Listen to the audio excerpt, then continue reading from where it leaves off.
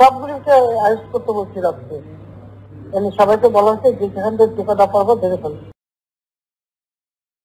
আমার নির্দেশনা দেওয়া আছে, ওপেন নির্দেশনা দিয়ে দিচ্ছে। এখন লেটার লিখবেন, ব্যবহার করবে, যেখানে পাবে সেটা গুলি করবে।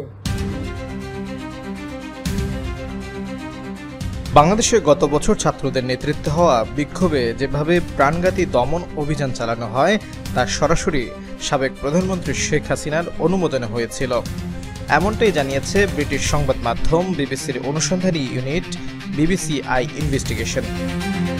বিবিসি আই একটি ফোনালাপের অডিও বিশ্লেষণ করেছে, যাতে হাসিনাকে বলতে শোনা যায়, যেখানেই ওদের পাওয়া যাবে গুলি করা হবে। বুধবার এক প্রতিবেদনে এই তথ্য জানিয়েছে বিবিসি।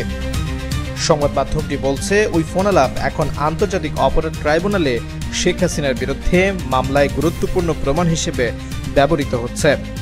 তিনি বর্তমানে ভারতে পালিয়ে আছেন এবং অনুপস্থিত অবস্থায় তার বিচার চলছে।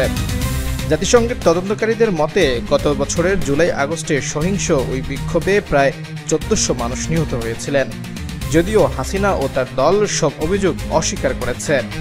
আওয়ামী লীগের একজন মুখপাত্র বলেছেন, অডিওটি অবৈধ কোনো মনোভাব প্রমাণ করে না এবং তাদের মতে এটি ছিল প্রাসঙ্গিক প্রতিক্রিয়া। ২০২৩ সালের ১৮ জুলাই তারিখে রেকর্ড হওয়া একটি ফোনালাপে শেখ হাসিনাকে একজন শীর্ষ সরকারি কর্মকর্তার সঙ্গে কথোপকথনে কথা বলতে শোনা যায়। তিনি বলেছেন, প্রয়োজনে প্রাণঘাতী অস্ত্র ব্যবহার করতে হবে।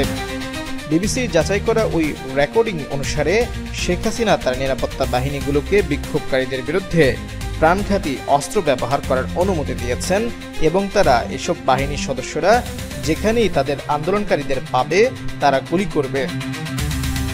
ব্রিটিশ ফরেনসিক অডিও বিশেষজ্ঞ দল ইয়ারশট এবং বাংলাদেশের ক্রিমিনাল ইনভেস্টিগেশন ডিপার্টমেন্ট সিআইডি অডিওটি পরীক্ষা করে অবিকৃত এবং বিশ্বাসযোগ্য বলে নিশ্চিত করেছে।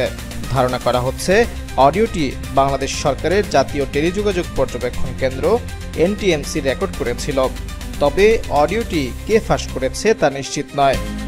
গত বছরের জুলাইয়ে ছাত্র আন্দোলন শুরু হয়েছিল সরকারি চাকরিতে মুক্তিযোদ্ধা পরিবারের সদস্যদের জন্য কোটা পদ্ধতির বিরুদ্ধে।